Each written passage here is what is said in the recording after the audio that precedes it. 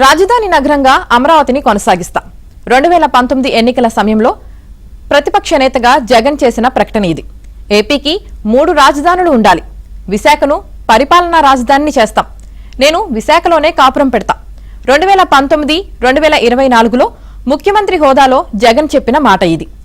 2029లో మావిగన్ అజెండాతో బరిలో దిగుతా.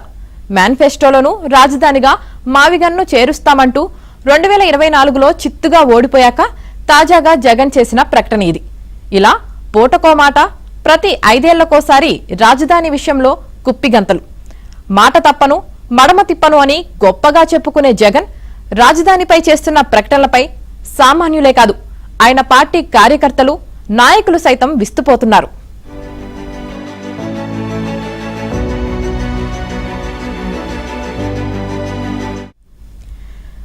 ఐదేళ్లకోసారి మాట మార్చడం, అయోమయం సృష్టించడంపై సొంత పార్టీ క్యాడర్ బగ్గుమంటున్నారు. రాజధానిపై ఓ విధానమంటూ లేకుండా ఎన్నికలయ్యాక నాలుక మడతేయడమేంటని ఆగ్రహం వ్యక్తం చేస్తున్నారు.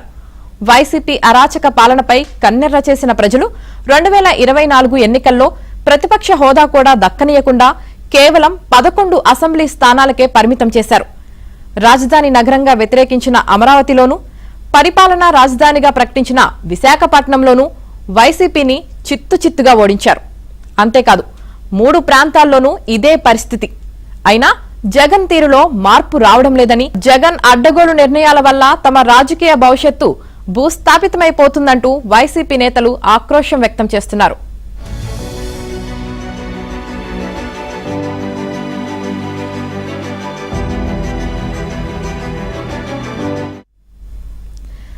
రాజధానిగా అమరావతిని కొనసాగిస్తానంటూ 2019 ఎన్నికల సమయంలోనూ, అంతకుముందు రాష్ట్ర ప్రజలను నమ్మించి జగన్ అధికారంలోకి వచ్చారు.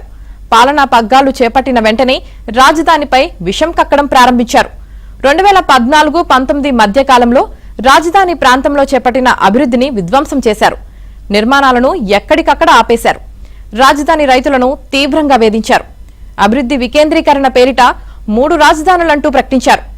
శాసన రాజధానిగా అమరావతి, న్యాయ రాజధానిగా కర్నూలు, పరిపాలనా రాజధానిగా విశాఖపట్నం ఏర్పాటు చేస్తామని చెప్పారు. కోస్తాంధ్ర, రాయలసీమ, ఉత్తరాంధ్ర అభివృద్ధి చెందుతాయంటూ ప్రజలను మభ్యపెట్టాలని చూశారు. శాసనసభలో 3 రాజధానుల పేరిట బిల్లును కూడా ప్రవేశపెట్టారు. శాసన మండలిలో సంఖ్యాబలం లేకపోవడంతో 3 రాజధానుల బిల్లు వీగిపోయింది. విశాఖ ఋషికొండలో సొంతానికి 100 కోట్లతో ప్యాలెస్ కట్టుకున్నారు. గత ఎన్నికల్లో జగన్ ఓటమికి రాజధాని అంశం కూడా ఒక కారణమైంది.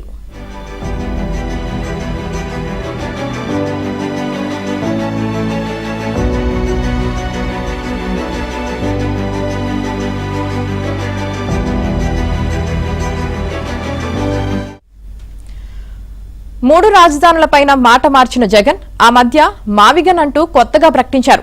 దీనిపై సొంత పార్టీ నేతల్లోనే వ్యతిరేకత వచ్చింది. అయినా వైఖరి మారలేదు. మావిగన్ తమ అజెండా అంటూ తాజాగా ప్రకటించారు.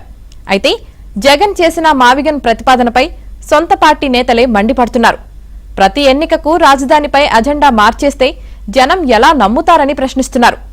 అమరావతిని విచ్ఛిన్నం చేయడమే లక్ష్యంగా పెట్టుకున్నారా అని మండిపడుతున్నారు.